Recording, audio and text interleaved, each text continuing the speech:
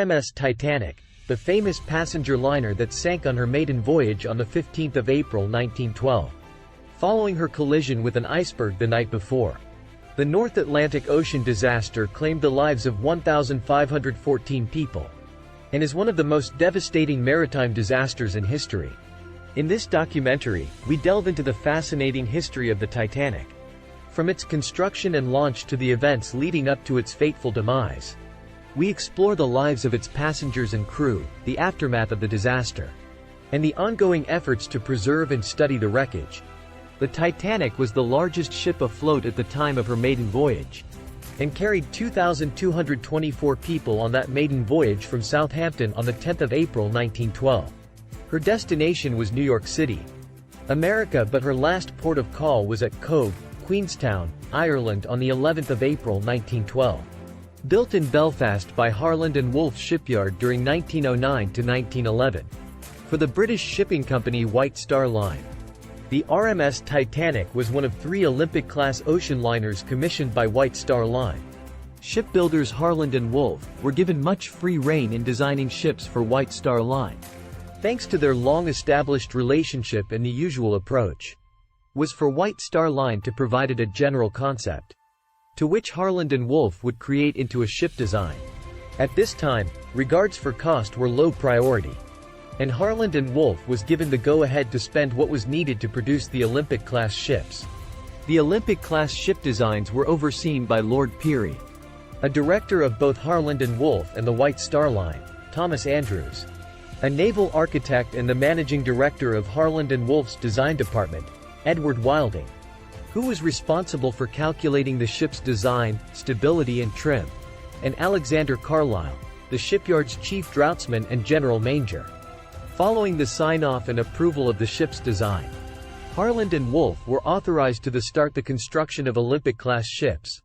The first ship to be built was Harland and Wolff's 400th, and was simply called number 400 inches, but would later become known as Olympic.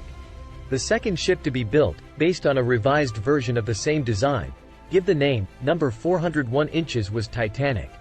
Designed to be the epitome of style, comfort and luxury, and including an onboard gymnasium, swimming pool, libraries and exquisite restaurants and cabins, as well as a powerful wireless telegraph system for the convenience of passengers, as well as for operational use. It is not surprising to hear that the passengers aboard Titanic included some of the wealthiest people in the world, although it is worth noting that there was also well over 1,000 emigrants from Britain, Ireland and Scandinavia on board too, all seeking a new life in North America.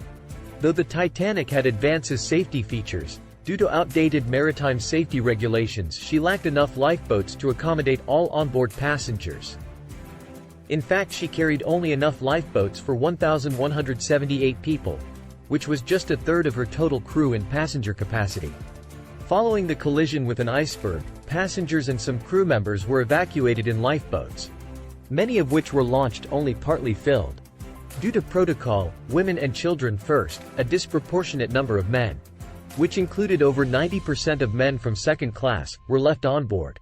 When Titanic finally broke up with over 1,000 people still on board, those in the water, immersed in the freezing ocean, died within minutes from hypothermia. And some hours later the 710 survivors were taken aboard from the lifeboats by the RMS Carpathia. The Titanic disaster provoked global shock, and there was outrage at the large number of lives lost, and the regulation and operation failures that had caused it. Following the disaster there was public inquiries in Britain and the US, leading to major improvements in maritime safety. The most significant being the establishment of the International Convention for the Safety of Life at Sea, SOLAS, which still governs maritime safety today. The documentary also covers the aftermath of the sinking, including the investigations that were conducted to determine the causes of the disaster. It examines the various theories that have been put forth over the years, from human error to design flaws and even conspiracy theories. Overall, the documentary provides a comprehensive and fascinating look at one of the most iconic and tragic events in maritime history. It brings to life the stories of the people who were on board the Titanic, and sheds light on the lessons that have been learned from the disaster to improve safety standards in the shipping industry.